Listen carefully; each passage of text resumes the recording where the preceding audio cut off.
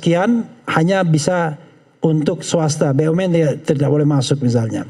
Karena itu kembali lagi kalau kita balik kepada Purbaya, Purbaya ini menurut saya ya hanya devian dari gaya pemerintahan Prabowo saja. Menurut saya, dia deviasi dari gaya pemerintahan Prabowo kebanyakan. Yang saya khawatir jangan-jangan yes man juga, asal Bapak senang juga begitu. Karena begitu melihat Prabowo berpidato di depan, saya begini dan lain sebagainya, semua orang tepuk tangan. Padahal itu baru pidato, ya kan? Belum terjawantahkan dalam hal-hal yang sifatnya konkret. Nah sekarang pertanyaannya, kalau saya mau lihat misalnya, apa sih selama 1 tahun ini program Prabowo yang sukses? Apa Prof. Antoni? Nggak, kita kan cara kritis kan caranya. Kalau saya lihat nggak ada yang sukses, gitu ya. Maaf, gini, masalahnya kembali lagi ya. Kita lihat aja, daya beli masyarakat itu drop luar biasa loh, ya kan? Kalau ngomong sukses, ya daya beli masyarakat lah naik. Contoh, Lebaran kemarin Bang, ya itu 24%. Saya bukan bos. Ya, bukan bos. Iya, oke, aku panggil Bang Rafli ya. Bang Rafli kemarin aja ya event yang sangat sakral yaitu pulang mudik Lebaran itu drop 24% loh. Ya, ini menandakan bagaimana daya beli masyarakat drop. Ini tidak bisa juga disalahkan Prabowo. Ini adalah warisan daripada pemerintahan sebelumnya. Ya, oke lah. Ya, saya lanjutkan ya. Ya. Tapi maunya saya mengetahui bahwa ekonomi kita tidak baik-baik saja. Seharusnya Pak Prabowo juga menyatakan, amen, waduh kita dapat warisan yang buruk nih. Itu lebih bagus ketimbang mengatakan, wah ekonomi kita hebat, kita bangsa besar, ya kan? Kita negara besar, ya kan? Apanya yang besar? Kalau kenyataannya adalah anak SMA ya disuruh 9 kali 6 nggak tahu berapa ya, apa dia kekurangan gizi? Enggak kan? Ya mukanya segar ya, gagah-gagah. 9 kali 6 bingung, ya kan? Ya, ini kekurangan gizi? Enggak menurut saya. Teruskan. Ya, makasih ya. Ya karena itu menurut saya kalau kita mau mengevaluasi pemerintahan misalnya 1 tahun, ya kita harus benar-benar objektif. Susah kalau kita berhadapan dengan fans club. Kalau fans club itu pokoknya pasti bagus, ya kan? Nah karena itu kita harus lihat angka-angkanya. Saya terhenyak misalnya Chelios mempermasalahkan fabrikasi angka pertumbuhan ekonomi yang kata Prof. Antoni juga begitu. Coba bayangkan, kita ini sangat hidup dalam pencitraan ketimbang substansi. Ketika pemerintahan sekarang dianggap misalnya angka-angkanya statistiknya lebih buruk dibandingkan pemerintahan SBY, itu pasti semua gelisah itu. Nah sekhawatirnya karena kegelisahan itulah kemudian tiba-tiba ada angka-angka yang dipabrikasi, diangkat dan lain sebagainya. Padahal dugaannya kan masih gugatan nih. Ya kata Prof. Antoni bukan dugaan, itu memang dia sudah lihat.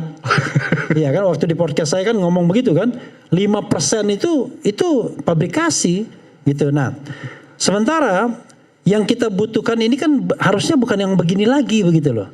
Bukan rivalitas politik bahwa kalau kita datang di rakyat bersuara, Refli Harun pasti ngeritik, kemudian siapa dari Gerindra, Hendarsam pasti membantah atau pasti mendukung pemerintah, sehingga bagi dia nggak ada masalah di pemerintahan, tapi bisa bagi saya masalah semua. Kan tergantung kita lihat sudut pandangnya. Sekian hanya bisa untuk swasta, BUMN tidak boleh masuk misalnya.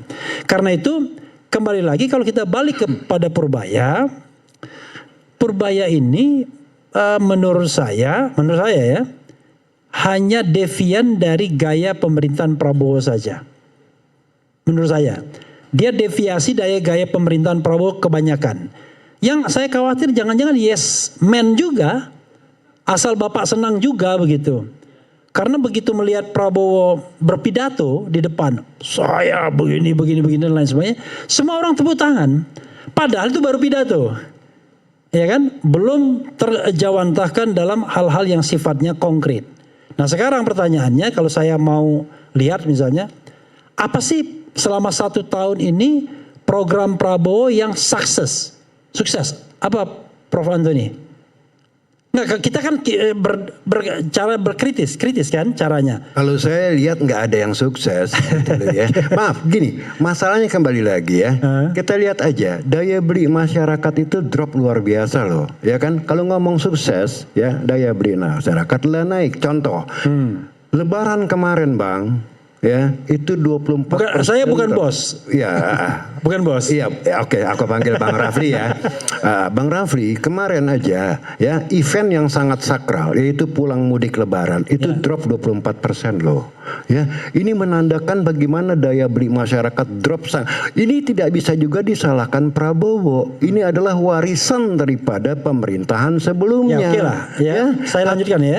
Ya. Tapi maunya saya mengetahui bahwa ekonomi kita tidak baik-baik saja. Seharusnya Pak Prabowo juga menyatakan, amen. Waduh, kita dapat warisan yang buruk nih. Itu lebih bagus ketimbang mengatakan, wah ekonomi kita hebat, kita bangsa besar, ya kan? Kita negara besar. Ya kan, apanya yang besar? Kalau kenyataannya adalah anak SMA ya disuruh 9 kali 6 nggak tahu berapa ya, apa dia kekurangan gizi? Enggak kan? Ya mukanya segar ya, gagah-gagah. 9 kali 6 bingung ya kan? Ya ini kekurangan gizi? Enggak menurut saya. Teruskan. Ya, makasih ya. Ya karena itu menurut saya kalau kita mau mengevaluasi pemerintahan misalnya 1 tahun, ya kita harus benar-benar objektif. Susah kalau kita berhadapan dengan fans club. Kalau fans club itu pokoknya pasti bagus ya kan. Nah karena itu kita harus lihat angka-angkanya. Saya terhenyak misalnya Chelios mempermasalahkan fabrikasi angka pertumbuhan ekonomi yang kata Prof. Antoni juga begitu. Coba bayangkan, kita ini sangat hidup dalam pencitraan ketimbang substansi. Ketika pemerintahan sekarang dianggap misalnya angka-angkanya statistiknya lebih buruk dibandingkan pemerintahan SBY, itu pasti semua gelisah itu. Nah sekhawatirnya karena kegelisahan itulah kemudian tiba-tiba ada angka-angka yang dipabrikasi, diangkat dan lain sebagainya. Padahal dugaannya kan masih gugatan nih. Ya kata Prof. Antoni bukan dugaan, itu memang dia sudah lihat. Iya kan, waktu di podcast saya kan ngomong begitu kan, 5% itu pabrikasi gitu. Nah, sementara yang kita butuhkan ini kan harusnya bukan yang begini lagi begitu loh. Bukan rivalitas politik bahwa kalau kita datang di rakyat bersuara, Refli Harun pasti ngeritik.